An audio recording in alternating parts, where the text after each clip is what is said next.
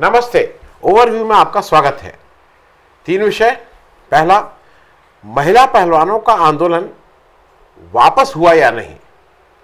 दूसरा, रेलवे हादसे को सैबोटाज की कहानी बनाना क्यों जरूरी। और तीसरा, कूनो नेशनल पार्क में चीतों की मौत का जिम्मेदार कौन। आगे बढ़ने से पहले आपसे आग्रह, चैनल को सब्सक्राइब करें और अगर हो सके तो चैनल की मेंबरशिप भी ले लें। चैनल की मेंबरशिप का मतलब कि आपको एक छोटी रकम हर महीने हमें आर्थिक सहयोग के रूप में देनी होती है, और अगर आप हर महीने का कमिटमेंट नहीं करना चाहते हैं तो वन टाइम, एक बार, एक मुश्त भी आप एक आर्थिक सहयोग हमारा कर सकते हैं। आपके इस आर्थिक सहयोग से हमें चैनल को चलाने में मदद मिलती है। तो सबसे पहली बात, महिला पहलवानों का आंदोलन वापस हुआ या नहीं। ये आंदोलन जब इस समय ऐसे दौर में है कि कोई बिल्कुल पक्के तौर पे नहीं कह सकता है कि आंदोलन खत्म हो गया कि आंदोलन चल रहा है, क्योंकि ये फैक्ट है कि अमित शाह साहब के यहाँ लोग चाय पी के आए हैं या रात में मिल के आए हैं 2 दिन पहले, और उसके बाद काफ़ी चीज़ें अगर देखिए तो सेटल होती जा रही हैं। मैं इसको सिलसिलेवार आपके साथ ज़रा शेयर करूँ और ज़रा समझने की कोशिश करें कि ख़त्म हो रहा है कि नहीं। देखिए, आंदोलन जब शुरू, आंदोलन की मैं बात कर रहा हूँ, आंदोलन का मुद्दा क्या था। आंदोलन का मुद्दा ये था, आंदोलन की मैं बात कर रहा हूँ, मांग की बात नहीं कर रहा हूँ, ध्यान रखिएगा, कि बृजभूषण शरण सिंह की गिरफ्तारी हो। याद है, क्योंकि एफआईआर हो ही गई थी, उस पर जांच हो ही रही थी, उसका जो इन्वेस्टिगेशन, लेकिन मांग आंदोलन की है कि इनकी गिरफ्तारी हो। दूसरी मांग ये थी कि भाई ये उस पद से इस्तीफा दे दें। अगर आपको याद हो तो किसान आंदोलन की क्या मांग थी, बिल वापसी हो, यहाँ पे था गिरफ्तारी हो। ये मैं बात इसलिए कह रहा हूँ कि जनवरी 2003 में जब ये आंदोलन नहीं, जब ये मुद्दा उठा तो आपको याद है कि उतना जन समर्थन इसको नहीं मिला था, क्योंकि उस समय कोई एफआईआर नहीं थी। उस समय ये जो महिला पहलवानों ने, इन्होंने आके कहा था कि भाई WFI के जो बृजभूषण शरण सिंह हैं, इनको तुरंत इस्तीफा देना चाहिए, और इस तरह के आरोप उन्होंने उनके ऊपर लगाए थे। अभी कोई कागज लिख के नहीं दिया था। अब एक चीज, उस समय, मैं जनवरी की बात कर रहा हूं, उस समय उस मांग को अलग अलग तरह से देखा गया था। एक मांग ये थी कि ये रेसलिंग फेडरेशन ऑफ इंडिया की जो पावर स्ट्रगल है उसकी खींचतान है। ये भी कहा गया कि उसमें कुछ जो पुराने अध्यक्ष थे और जो बृजभूषण शरण सिंह हैं उनके बीच का ये पावर स्ट्रगल है। तो चूंकि हरियाणा के वो थे और ये उत्तर प्रदेश के हैं, तो वो एक खींचतान चल रही है। दूसरा ये कि वो कांग्रेस के हैं, ये बीजेपी के हैं, तो उस पर और परवान चढ़ गई है। दूसरा एक चीज़ और था कि जो पुराने मठाधीश थे, जो रेसलिंग फेडरेशन को कंट्रोल करते थे, और नए मठाधीशों के बीच का भी ये पावर स्ट्रगल है। एक और था कि जब से बृजभूषण शरण सिंह आए हैं तो हरियाणा के पहलवानों का जो वर्चस्व था वो पकड़ थोड़ी कम हुई है, तो वो भी एक कारण कहा जा रहा था। और एक कारण और WFI की तरफ से कहा जा रहा था कि चूंकि अब क्वालिफाइंग के रूल्स नए हो गए हैं कि आपको अगर बाहर जाना है और आपको किसी कॉमनवेल्थ गेम्स में, वर्ल्ड चैंपियनशिप में, ओलंपिक में या किसी उसमें आपको भाग लेना है, तो उसके क्वालिफाई करने के रूल्स चेंज हो गए थे। दोनों के अपने अपने वो हैं कि वो रूल्स चेंज होने से फ़ायदा है कि पुराने रूल्स बेहतर थे, ये एक अलग इशू। ये सब मुद्दा आपको अगर याद हो कि ये मुद्दे थे, लेकिन ये सब मुद्दे पीछे छूट गए जब अप्रैल में पहलवान एफआईआर की मांग लेके आए। जनवरी में वो एफआईआर नहीं किए थे, अब उन्होंने कहा हम एफआईआर कराना चाहते हैं, लेकिन दिल्ली पुलिस एफआईआर नहीं कर रही है। और फिर सुप्रीम कोर्ट के कहने पर एफआईआर हुई, 2 एफआईआर हुई। एक एफआईआर 6 खिलाड़ियों ने की, एक एफआईआर एक नाबालिग खिलाड़ी ने की, और उसके कारण उस पर पॉक्सो लगा। अब जो आंदोलन में जो धार आई या जो बृजभूषण शरण सिंह के ऊपर जो प्रेशर बिल्डअप होना शुरू हुआ, सरकार के ऊपर प्रेशर शुरू हुआ, वो इस पॉक्सो धारा के वजह से था। क्योंकि पॉक्सो धारा में जो पीड़िता होती है उसको हमारे देश का कानून बहुत प्रोटेक्शन देता है, और वो एक तरह से अगर उस पीड़िता ने, जो नाबालिग अगर कह दिया कि इस आदमी ने यौन शोषण किया है, तो पूरी तरह से वो सारी जिम्मेदारी उस आरोपित पे रहती है कि वो अपने को ये प्रूव करे कि वो इस तरह का उसने हरकत नहीं की थी। मैं एक चीज़ और हाँ, बीच में मैं एक चीज़ और करूँ, जब जनवरी वाला मामला हुआ था तो सरकार ने एक कमेटी बना दी थी, मैरी कॉम जी को उस कमेटी का अध्यक्ष कर दिया था, और उस कमेटी ने बहुत से खिलाड़ियों से मिलकर जांच अपनी पूरी की और रिपोर्ट भी सबमिट कर दी। वो रिपोर्ट आज तक बताई नहीं गई है। भाई वो रिपोर्ट आप बताइए लोगों को कि उसमें क्या हुआ, लेकिन वो रिपोर्ट कहीं सार्वजनिक नहीं हुई है। अब एफआईआर में, इंडियन एक्सप्रेस में ये एफआईआर 4 से दिन पहले, ये एफआईआर हुई थी 28 अप्रैल को। इंडियन एक्सप्रेस में ये एफआईआर दोनों एफआईआर पूरी तरह से उन्होंने छाप दी, और उसमें ये बताया कि मेरे हिसाब से जो मैंने देखा उस एफआईआर को, 2 प्रमुख दिक्कतें हैं। एक दिक्कत है वो पॉक्सो वाली, जिसका एक माइनर ने आपके ऊपर आरोप लगाया है कि पॉक्सो के कारण आपको तुरंत जेल जाना चाहिए, और दूसरी एक बात यह है जिसको मीडिया भी थोड़ा डाउन प्ले कर रहा है, कोई नहीं कर रहा है, कि एक एफआईआर में लिखा है कि एक महिला पहलवान ने प्रधानमंत्री मोदी जी को पूरी बात 2021 में बता दी थी, और उन्होंने आश्वासन दिया था कि मैं इसकी जांच करवाऊंगा। ये एफआईआर का पार्ट है। तो अब एक एफआईआर हुई, जो एफआईआर लिखाने वाली लड़की कह रही है कि मैंने मोदी जी से जब मिली, जब उन्होंने मेरे साथ फोटो खिंचवा रहे थे, तो मैंने ये सारा बात ब्रिजभूषण शरण सिंह की बताई थी। उन्होंने कहा था मैं इस पर जांच कराऊंगा, लेकिन कुछ हुआ नहीं। अब इस पर कई थ्योरी चल रही हैं। एक थ्योरी ये भी है कि ये भाई ब्रिजभूषण शरण सिंह को क्यों बचाया जा रहा है। तो उसमें कोई लोग ये कह रहे हैं कि भाई ये अमित शाह साहब और योगी जी का बीच का एक पावर स्ट्रगल है, तो चूंकि ब्रिजभूषण शरण सिंह अमित शाह के कैंप के हैं, और इसलिए अमित शाह ये दिखा रहे हैं कि हम उनको बचाएंगे। इस तरह की बातें भी पॉलिटिकल सर्कल में चल रही हैं। अब 28 मई को जिस तरह से महिला पहलवानों को गिरफ्तार किया गया, जिस तरह से जोर जबरदस्ती हुई, वो सब पूरे देश ने देखा। उनका धरना स्थल का सारा कुछ टेंट तंबू का नाच सब उखाड़ के फेंक दिया गया, और उनसे कह दिया गया कि अब यहाँ धरना नहीं होगा, और उनको पहले थाने लेगा और फिर रात में उनको छोड़ दिया। फिर इन लोगों पहलवानों ने नेक्स्ट डे पूरे दिन मीटिंग की 29 को, और 30 को डिक्लेयर किया कि हम अपना मेडल जाके हरिद्वार में विसर्जित कर देंगे, बहा देंगे जिसको। अब 2 चीज़ें हुई। अब एक चीज़ समझ ये करिएगा, पैनिक बटन यहां से दबा सरकार के ऊपर 2 वजह से। एक, जो मेडल बहाने की बात हुई, और इनको पता था कि अगर ये मेडल बहा दिया गया तो इसका इंटरनेशनल रिएक्शन होगा, और दूसरा 28 तारीख को दिल्ली पुलिस के व्यवहार पे इंटरनेशनल ओलंपिक कमेटी और जो वर्ल्ड बॉडी ऑफ रेसलिंग है उसने भी उसका संज्ञान लिया, और उन्होंने कहा कि आप इस तरह से कर सकते हैं, हम आपको की मान्यता रद्द कर देंगे, और आप इस तरह से खिलाड़ियों के साथ बर्ताव नहीं। अब मामला थोड़ा अंतर्राष्ट्रीय स्तर पे, इस पे लोगों का ध्यान आने लगा। जब ये महिला पहलवान वहां गई तो अब आ गए टिकैत बंधु, अब एक्टिव हो गए। टिकैत बंधुओं का पास्ट रिकॉर्ड बहुत क्लीन नहीं है। जो संजीव बलियान साहब हैं, जो केंद्र में मंत्री हैं, बीजेपी के अच्छे कद्दावर सांसद हैं, वो और ये एक ही खाप से आते हैं, बहुत साथ है, वो सारी चीज़ें हैं, और ये बहुत क्लीन नहीं जाते हैं, क्योंकि किसान आंदोलन में भी इनके कुछ कार्यों को लेके प्रश्न चिन्ह खड़े हुए थे। लखीमपुर में जब 4 किसानों को रौंद के मार डाला था अजय मिश्रा टेनी के लड़के ने, तब भी जिस ढंग से जाके राकेश टिकैत साहब ने उसका बीच बचाव करके, जिसको कहते हैं मामले को सुलटाया था, उसमें भी कहीं ना कहीं बहुत क्लीन ये नहीं आते हैं। इनके बड़े भाई पहुंच गए हरिद्वार, इन्होंने कहा कि बस 5 दिन का समय दे दो, 5 दिन में हम सब कुछ कर देते हैं, और 2 वहां से लगता है। उन्होंने जो 5 दिन का समय मांगा, वो 5 दिन का समय उस समय ऐसा लगा कि वो पहलवानों की समस्याओं को खत्म करने के लिए मांग रहे हैं। अब जब आप देखिए, और अगर ये बात सही है कि अमित शाह साहब के घर पे ये बात हो गई है, और अब इस पे आगे मामला मतलब तय हो गया है कि कोई ऐसी मतलब वो गिरफ्तार नहीं होंगे, तब ऐसा लगता है मुझे कि ये 5 दिन का समय उन्होंने पहलवानों के हित में नहीं, उन्होंने सरकार के हित के लिए 5 दिन का समय मांगा था। और उन्होंने एक जो काम किया, उन्होंने इसमें खाप को इन्वॉल्व कर लिया।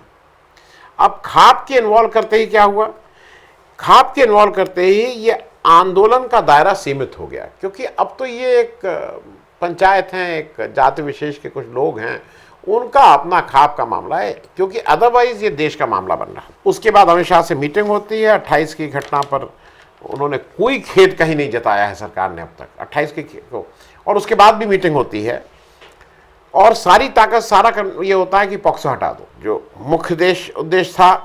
अच्छा, इस बीच में एक और चीज़ कह दूं, इस बीच एक कोशिश ये भी क्या करते हैं ब्रजभूषण शरण सिंह की तरफ से कि संत सम्मेलन मिला के पॉक्सो को डाइल्यूट करने की भी बात होती है। महिला खिलाड़ी नौकरी पे वापस आ जाती हैं और आज इंडियन एक्सप्रेस ने स्टोरी की है जिसके अनुसार जो माइनर है वो उसकी एप्लीकेशन, मतलब उसने अपना 2 तरह का बयान दे दिया है और मामला एक तरह से सेटली जैसा हो गया है, क्योंकि उसमें जो मुख्य बात है कि पीड़िता जो नाबालिग, उसके पिता ने पहले एफआईआर में लिखा कि ये सब हुआ, फिर उस पीड़िता ने मजिस्ट्रेट के सामने बयान भी दिया कि मेरे साथ ये सब हुआ, और ये बयान वो 10 मई को रिकॉर्ड करवा चुकी है, रजिस्टर करवा चुकी है।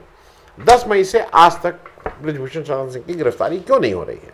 क्योंकि जब इतने पावरफुल लोग, people in the position of strength, अगर उनको 10 मई को बयान हो चुका है तो वो तो अपना एड़ी चोटी जमीन आसमान एक कर देंगे इसको किसी भी तरह से खत्म करवाने के लिए, और शायद उसमें ऐसा लगता है कि वो कामयाब भी हो रहे हैं, क्योंकि अगर पॉक्सो हट जाता है तो इसमें फिर कोई मामला बचता ही नहीं है और ये आंदोलन फिर कभी बन नहीं पाएगा। फिर तो देखिए अभी क्या है कि अभी वो एक व्यक्ति के गिरफ्तार होने तक सीमित था, मेरे हिसाब से उसकी आप गिरफ्तारी कर देते, आंदोलन खत्म। तो जो मुख्य बात ये थी, जो फिर से जहां से मैंने शुरू किया था, दिक्कत ये थी कि उसमें मोदी जी का नाम आया था एफआईआर में, कहा गया था कि उनको बताया गया था, और किसी भी प्रक्रिया में अगर वो ऐसी पोजीशन पे थे जहां पे, मतलब वो तो प्राइम मिनिस्टर थे देश के, तो कानून के अनुसार पूछताछ उनसे भी हो सकती थी, बयान उनका भी दर्ज किया जा सकता था। तो शायद, और दूसरा इंटरनेशनल अभी जा रहे हैं यूएसए, तो वहाँ पे मेरे ख्याल में जो भी इस पॉलिसी मेकर्स ऑफ बीजेपी, उनको लगता होगा कि उससे पहले इसको किसी तरह से ख़त्म करो। तो ये तो बात हो गई महिला पहलवानों की। अब रेलवे हादसे को सैबोटेज कहानी बनाना क्यों ज़रूरी है? देखिए एक चीज़ समझ लीजिए, प्राइमा फेसी जो सब जगह से बयान आ रहे हैं वो आ रहे हैं, उस पर बिल्कुल साफ है कि ये ह्यूमन एरर है।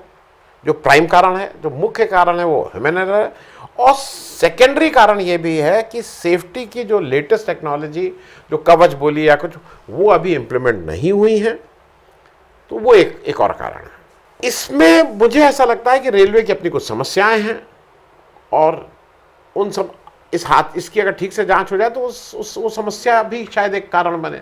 एक समस्या रिसोर्स की है, रेलवे के पास उतना पैसा है कि नहीं है, क्योंकि अगर पैसा है तो स्टेशन को ज़्यादा चकचक करने में, स्टेशन को हवाई अड्डे जैसा, मतलब एयरपोर्ट जैसा चकचक करने में, चमकाने में पैसा खर्च हो रहा है। ट्रेन को और रंग रोगन और बढ़िया करने में हो रहा है, सेफ्टी में शायद उतना पैसा खर्च नहीं हो रहा है। दूसरा, मैन पावर की बात अब उभरने लगी है कि रेलवे में जितने वैकेंसीज हैं, वो 3 लाख करीब वैकेंसीज हैं, वो भी कहीं ना कहीं इस पे उसका भी फर्क पड़ रहा होगा। और तीसरा एक इंपॉर्टेंट ये, कमेटी ऑफ रेलवे सेफ्टी जो है, जिसका ये काम है कि इस तरह का कुछ हो उसको करे, वो केवल 8 से 10% एक्सीडेंट केसेस ही देखती है। बाकी 90% केसेस रेलवे खुद ही देख के, अपने ही को सर्टिफिकेट दे के और किसी को दोषी न दे के अपने आप ही निपटा देती है। इसमें फिर से मोदी जी थोड़ा घिरते हुए नजर आ रहे हैं। क्यों घिरते हुए नजर आ रहे हैं? क्योंकि उनके एक मंत्री ने कहा कि भाई ये पहले देश के प्रधानमंत्री जो रेल हादसे की साइट पे पहुंचे। तो भैया, ये देश के पहले प्रधानमंत्री हैं जिन्होंने एक ही ट्रेन चली और कई अलग अलग जगह से, जैसे राजधानी एक समय चलती थी, शताब्दी, सबसे ज्यादा झंडी दिखाने वाले भी शायद प्राइम मिनिस्टर ये होंगे। मेरे ख्याल में जितनी झंडी इन्होंने रेल में दिखाई, उतनी शायद सारे प्रधानमंत्रियों ने मिलकर नहीं दिखाई होगी। मेरे पास अभी कोई ठोस कॉन्क्रीट स्टैटिस्टिक्स नहीं है, लेकिन ये मेरा अंदाज है। मोदी जी भी इसमें वो होते। अब ये हुआ कि इसको कुछ सैबोटेज का अगर एंगल दे दिया जाए, तो सैबोटेज का एंगल दे देने से इसको हम लोग ढकेल दें सीबीआई की तरफ। और ये एक पुरानी टैक्टिस है बीजेपी की, आज की नहीं है, पुरानी टैक्टिस है।